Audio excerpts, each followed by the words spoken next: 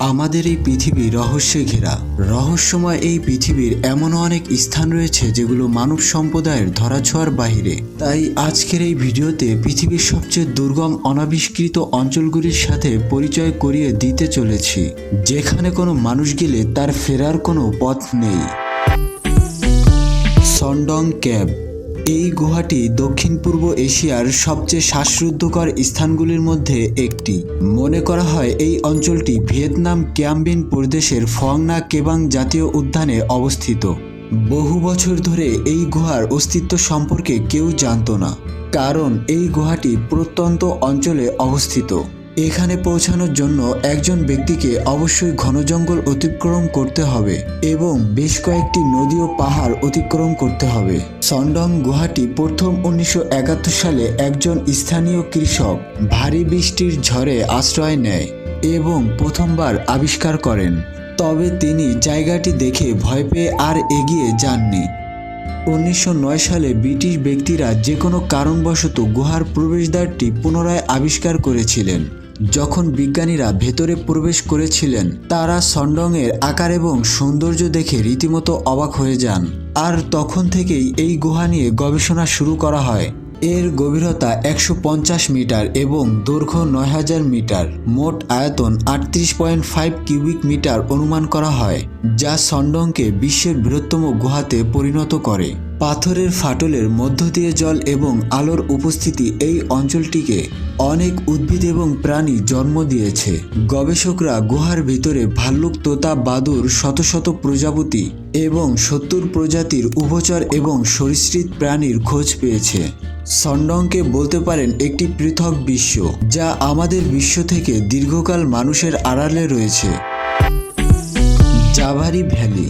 Amazon রেনফরেস্টের জাভারি valley একটি দুর্গম এবং অস্পর্শ অঞ্চল। এই অঞ্চলে বেশিরভাগ উভচর প্রজাতির বসবাস, যারা মানব সভ্যতার সাথে কোনো যোগাযোগ রাখতে চায় না। এটি ব্রাজিল ও পেরুর সীমান্তে অবস্থিত। এর আয়তন 5444 বর্গ কিলোমিটার। এই উপত্যকায় 14টি প্রজাতির প্রায় 2000 লোকের বসবাস। তাদের সকলেই বহিরা প্রতিবেশীদের প্রতি ক্ষিপ্ত। প্রকৃতপক্ষে এর কারণ ব্রাজিলিয়ান শিকারীদের দ্বারা ক্রমাগত আক্রমণের প্রভাবে।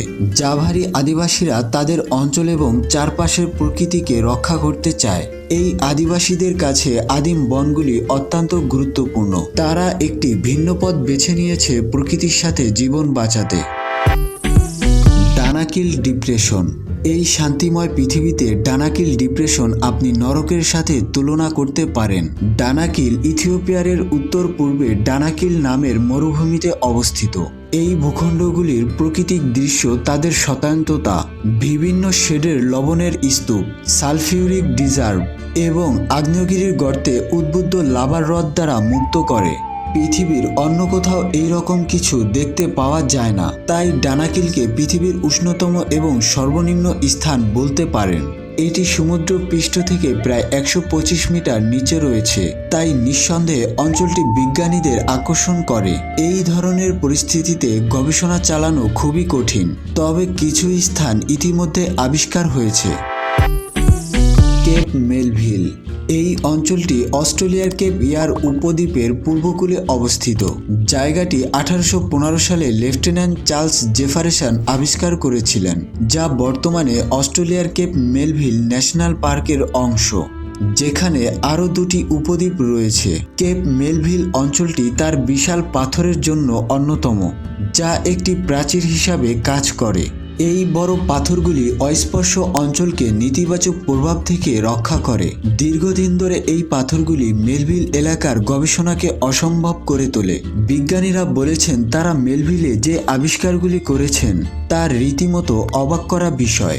তারা উদ্ভিদ ও প্রাণীর সম্পূর্ণ নতুন প্রজাতি আবিষ্কার করেছিলেন। প্রথম আবিষ্কারটি ছিল একটি অসম্ভব গেকো, যার দৈর্ঘ্য 20 সেন্টিমিটার, একটি দীর্ঘ পাতলা শরীর এবং বড় বড় চোখ।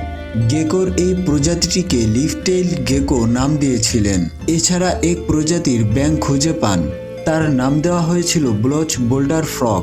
আরেক প্রজাতির টিকটিকি আবিষ্কার করেছিলেন। প্রাণী ছাড়াও উদ্ভিদের সম্পূর্ণ নতুন প্রজাতি আবিষ্কার করেছিলেন, যে উদ্ভিদ এবং প্রাণী এই অঞ্চলের স্থানীয়, যাদের অন্য কোথাও খুঁজে পাওয়া যায় না। মোটোয়া কান্ট্রি। তিব্বতের এই অঞ্চলগুলির সবচেয়ে রহস্যময় স্থানগুলির মধ্যে একটি হল মোটোয়া কান্ট্রি। মোটোয়া তার অস্পর্শ সৌন্দর্যের জন্য বিখ্যাত এবং বৌদ্ধরা এটিকে একটি পবিত্র স্থান বলে মনে করেন। তিব্বতী ভাষায় মোটোয়া শব্দের অর্থ লুকোনো পদ্ম। এই অঞ্চলটি সত্যিকার অর্থে তার নাম অনুসারে সার্থক, যেন প্রকৃতি বাকি দুনিয়া থেকে জায়গাটিকে লুকিয়ে রাখতে চায়। বর্তমানে এই অঞ্চলটিতে পৌঁছানোর জন্য তুষারে আচ্ছাদিত পাহাড়, 9টি নদী এবং ঝুলন্ত ব্রিজ অতিক্রম করতে হবে, যে যাত্রায় প্রায় 4 দিন সময় নেয়। এটি শুধুমাত্র সবচেয়ে সাহসী এবং প্রশিক্ষিত পর্যটকদের জন্য উপযুক্ত। কঠিন বরফে ঢাকা পাথরের মাঝে এই জায়গাটিকে একটি সত্যিকারের সবুজ মরুদ্যানের মতো মনে হয়, যা মানুষের হৃদয়ে শান্তি এবং প্রশান্তির আগমন ঘটায়। সারিসারিনামা কেভ। গায়ানা এবং ভেনেজুয়েলার দক্ষিণে সমতল চূড়া সহ শত শত উঁচু পর্বতমালার মধ্যে সারিসারিনামা কেভ প্রাচীনতম। এটি 25 মিটার উচ্চতা পর্যন্ত গাছের সাথে ঘন রাজকীয় বন দ্বারা আবদ্ধ। এই অঞ্চলটি 1961 সালের নভেম্বর পর্যন্ত দীর্ঘ সময় অনাবিষ্কৃত ছিল, যখন পাইলট হ্যারি গিকসন সারিসারিনামার উপর দিয়ে উড়ে যাওয়ার সময় বিশাল গর্ত দেখতে পেয়েছেন। তার আবিষ্কার বিজ্ঞানীদের আরও জাগিয়ে তোলে, কিন্তু সেই শৃঙ্খলগুলি অন্বেষণ করার জন্য জঙ্গলে প্রবেশ করা অত্যন্ত চ্যালেঞ্জিং ছিল। 1974 সালে প্রথম অভিযানের জন্য প্রস্তুত হতে প্রায় 10 বছরেরও অধিক সময় লেগেছিল। গবেষকদের হেলিকপ্টারে করে পর্বতের চূড়ায় নিয়ে যাওয়া হয়। তারপর তারা দড়ি ব্যবহার করে একটি গর্তে নেমেছিলেন। প্রাথমিকভাবে গর্তে একটি হ্রদ খুঁজে পাওয়ার আশা করা হয়েছিল, কিন্তু সেখানে কিছুই ছিল না এবং দুর্ভাগ্যবশত দলটি তাদের গবেষণা শেষে এই গুহা থেকে উঠতে পারেনি। পরবর্তীতে বহু গাছপালা ছাপ করে হেলিকপ্টারে করে ওই স্থান থেকে উদ্ধার করা হয়।